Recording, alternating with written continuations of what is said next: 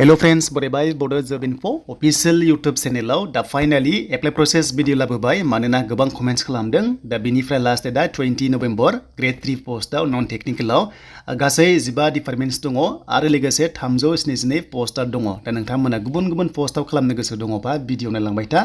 मोनसे गोबां कमेन्ट्स खालामदों सासेयानो मोनसे मोननै खालामनो हागोन हाया नोंथांमोना जेराव गोसो दं बेयावनो खालामनो हागोन नाथाय एक्सट्रा फर्म साबमिट नोंथांमोना खालामनांगोन एबा आईपीओ दाननांगोन दा बेनिफ्राय अफलाइन खालामनो गोबां प्रब्लेम्स जादों होनना गोबां खोनादों सर्सआव मोननाय बायदिबा आईपीओ गैया पोस्ट अफिसाव मानो होनोबा बिथांमोना स्टकआव लाखिनाय जायानो बारा आरो जेब्ला बिथांमोना गैया अब्ला मेल खालामो आरो मेल खालामनानैसो बिथांमोनाव माने डिलिभारि जायो स' बेखायनो बिथांमोना मैया मेल खालामबाय जेराव गैयामोन दा बिथांमोनाव सफैनायनि चान्सआ दंसै दा बे जाबाय अफिशियेल नोटिस अफिशियेल नोटिसआव गोबांथार डिपार्टमेन्ट्स दङ गासै 15 डिपार्टमेन्ट्स दङ जेराव नोंथाङा एलिजिबल जादों बेयावनो नोङो गोसो बायदि पोस्टआव खालामनो हागोन नाथाय एक्सट्रा जोङो फर्म साबमिट खालामनांगौआसो जोंहा फिसआ बारा थाङो दा बेखायनो फिसआ जाबाय एग्जाम फिसआ 200 नोंथांमोना दाननांगोन दा बेखौ जों मोनथिबाय दा नोंथांमोना भिडिअखौ हानायसेबां शेयार खालाम जाहाथे बयबो नायनानै एप्लाइ खालामनो हायो दा मोनसे रिक्वेस्ट खालाम सानदों बे भिडिअजों गभर्नमेन्टखौ जे बिथांमोना जाहाथे नेक्स्ट लेभेलाव अनलाइन खालामनो हायो मानोना अफलाइन खालामनायाव गोबां प्रब्लेम्स जायो आरो लोगोसे माने गोबांथार माने पोस्ट अफिसाव आईपीओ खौ एभेलेबल मोननो हायाखै स' बेखायनो नेक्स्ट लेभेलाव जाहाथे अनलाइन खालामो दा नोंथांमोना बिनि सायाव अपिनियनखौ हरनो हागोन दा जोंनि पोस्टआ नन टेक्निकलाव जुदि खालामनो गोसो दङबा नोंथांमोननि बैसोआ 18 निफ्राय जोंहा 43 इयार्ससिम बे पोस्टआव एलिजिबल जायो दा नोंथांमोननि अफिशियेल एड्रेसा बेनो बेयावनो जोङो पोस्ट खालामनांगोन 20 नभेम्बरा बिनि लास्ट डेट अके अफलाइन हिसाबै लास्ट डेट बारायगोन ना बाराया बुंनो हाथ'वा बारायबा मोजां थाइबानि पोस्टेल स्टाम्प नांथारगोन अके बेखौ जोङो सेल्फ एनभेलप होनना बुङो खामनि सिङाव थायो बियो देरसिननि सिङाव थागोन जाहाथे नोंनाव माने एडमिटआ फैफिनो बेखौ जों हरनांगोन एग्जाम फिसा 200 आईपीओ दाननांगोन एबा चालानखौ दाननांगोन दा नैबे ब्रेकेटआव लिरनाया वार्ड्सआव एसे मिस्टेक दङ नाथाय गोबां फलोवार्सफ्रा हैबाय होनना बुंदों 200आनो होनना बुंदों अके स' नोंथांमोनाबो 200 पे खालामनांगोन दा बेखौ जों मिन्थिबाय दानिया जों अफिशियेल फर्मेटआ बेबायदि नोंथांमोना बेयावनो फिलआप खालामनांगोन सिगांनि अफिशियेल फर्मेटआ बेनो जागोन देन जों माखासे डिटेल्सखौ नायनोसै दा नोंथांमोननि बैसोआ 18 निफ्राय 43 इयार्ससिम जोंनि ST/SC आव जोङो खालामनांगोन अके बे जाबाय ग्रेड 3 पोस्टआव बेखौ जों मिथिखानाय देन फैबाय दानिया जों माखासे प्रसेसआव थाङोबा नोंथांमोना जास्ट लासै भिडिअ नाय बेनिफ्राय फिलआप खालाम नङाबा मोनसे रं जाबानो रिजेक्ट जागोन आरो ओरैनो लस जागोन आईपीओ दानोबा नोंथांमोना प्रिन्सिपाल सेक्रेटारि BTC क'क्राझार होनना दाननांगोन आरो चालान दानोबा चालानखौ नोंथांमोना एक्सट्रा दाननांगोन आरो जिखुनु जाया नोंथांमोना मोननैनि गेजेराव माने मोनसेयानो एक्सेप्ट जागोन स' दानिया जों नायनोसै अफिशियेल फर्मेटखौ जुदि नोंथांमोना मोननै मोनथाम खालामनो गोसो दङबा एक्सट्रा फर्म साबमिट खालामनांगोन बेखौ जोङो रोखा खालामखाबाय मानो होनोबा बेबायदिबा नोंथांमोना मा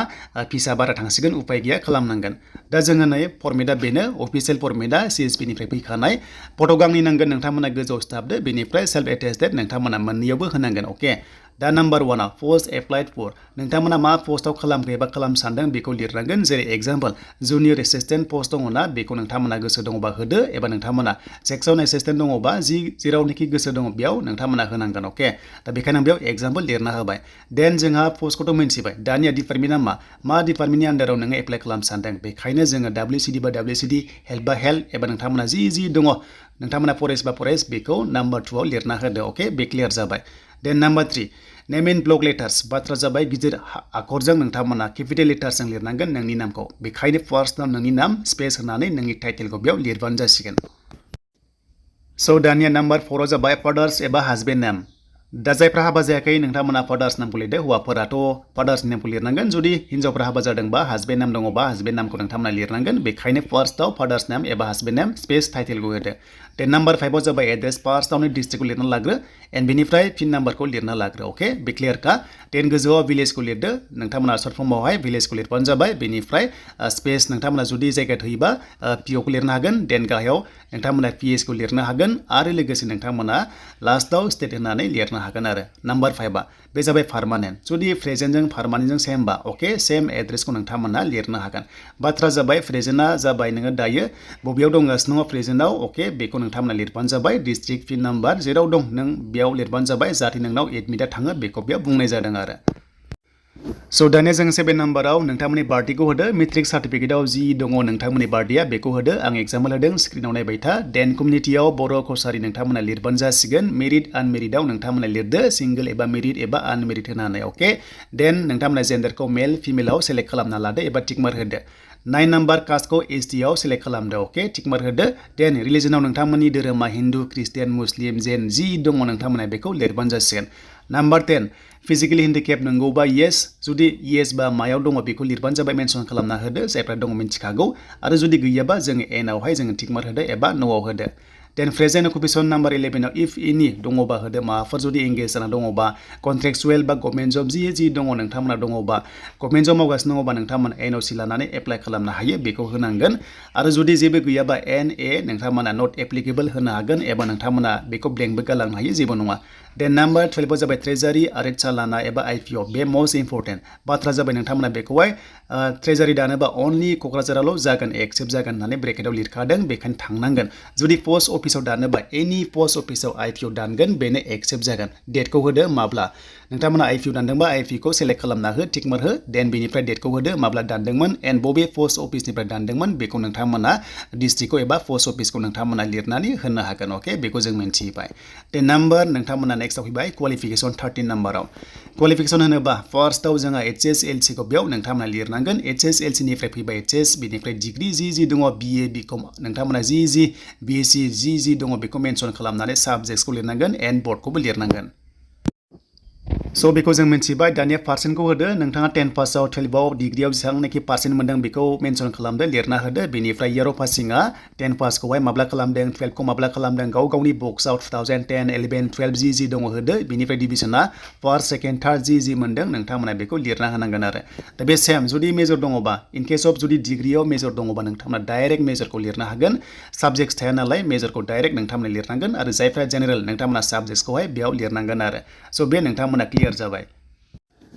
दा जोंहा जोबनायाव फैबाय लास्टआव बेनो जाबाय I स' I होननानै बेयाव नोंनि नामा केन्डिडेट्स नामखौहाय जोङो बेयाव लिरनांगौ जायो बेखायनो बेयाव नोंनि नाम जागोन अके देन सिगनेचाराव फुल सिगनेचारखौ नोंथांमोना होनांगोन आरो लोगोसे मबाइल नाम्बार एक्टिभ थानाय जेराव नोंखौ फन खालामना मोननो हागोन नेक्स्ट लेभेलाव इन्टारभिउआव बेखौ नोंथांमोना बेयाव होनांगोन स' बेखायनो बेखौ जों बेयाव होदो आरो डेटखौ होदो जे फर्म फिलआप माब्ला खालामदोंमोन बेखौ नोंथांमोना होनो हागोन दा बेखौ जों बेखायनो डेटखौ होदो